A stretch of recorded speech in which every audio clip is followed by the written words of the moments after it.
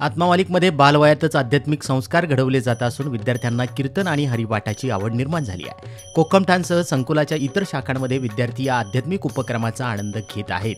याच अनुषंगानं विश्वात्मक जंगली महाराज आश्रम ट्रस्ट कोकमठाण संचलित आत्मामालिक इंग्लिश मीडियम स्कूल जवळकी दिंडोरी येथील विद्यार्थ्यांनी बालवयातच आत्मामालिकमध्ये आध्यात्मिक शिक्षणाचे धडे घेऊन आपली कीर्तन सेवा सादर केली आहे. रविवार दिनांक 24 मार्च रोजी फाल्गुन शुद्ध 14 निमित्त सद्गुरुचरणी कोकमठाण येथे ही सेवा विद्यार्थ्यांनी अर्पण केली आहे. कीर्तनामध्ये इयत्ता 8वीच्या वर्गातील मुख्य कीर्तनकार चिरंजीव वीरेंद्र वाघ तसेच शाळेतील इतर वर्गाचे विद्यार्थी विद्यार्थिनी टाळकरी म्हणून कीर्तनामध्ये सहभागी झाले. या आध्यात्मिक शिक्षणासाठी जवळके शाखा येथील संगीत शिक्षक हरिभक्त पारायण गोकुळ महाराज वागचौरे यांचं मार्गदर्शन लाभलं.